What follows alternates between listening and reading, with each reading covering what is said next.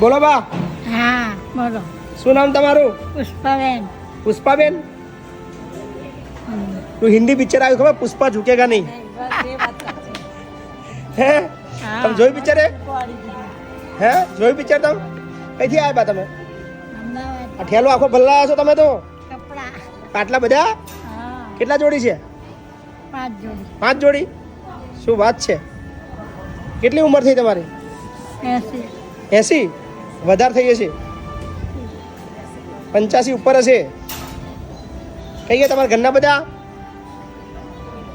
દાદા કઈ ગયા? દાદા દાદા ઓફ થઈ ગયા? કેટલા વર્ષ થયા? 20 વર્ષ. 20 વર્ષ થઈ ગયા. અને તમારા છોકરાઓ? છોકરો છે ને? મરી ગયો. મરી ગયો છોકરો બી? છોકરો બી ઓફ થઈ ગયો તમારો? ઓહો હો. ક્યાં રહેતા હતા બા? અમદાવાદ. અમદાવાદ કઈ જગ્યાએ? ગુપ્તાનગર. ગુપ્તાનગર. એકલા? હા હોવું છે. ઓ છે તમારા? આવો ને ભાઈ. હા શું નામ તમારું બેન? દક્ષાબેન. દક્ષાબેન. તમારા સાસુમાં છે? તમારા હસબન્ડ ઓફ થઈ ગઈ. ઓફ થઈ ગયા. તમે શું કરો છો બેન? કઈ ઘરે ઘરે જ છો તમે? પહેલા હું રસોઈ કામ કરતી હતી બંગલા, બરાબર પણ હવે મને હાથને તકલીફ થઈ ગઈ, પગમાં એક્સિડન્ટ થયું એટલે પગને તકલીફ થઈ. બરાબર બરાબર. એમને દીકરી બીકરી કોઈ નહીં? એક મારા હસબન્ડ હતા તો તમે ક્યાં રહો છો બેન?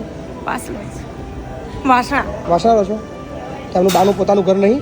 ના, નહીં. મારા હસબન્ડનું નથી. ભણન- મારે ખુદનું નથી મકાન કે અમારે કોઈને કશું છે નહીં. બરાબર. મારે 2 દીકરીઓ જ હતી, મારે દીકરો નથી. તમારે બી દીકરો નહીં? હા. કોઈ વાંધો નહીં બા. પુષ્પા ઝુકેગા નહીં. ના. રહેવું છે મારે ત્યાં? પાક્કું ને?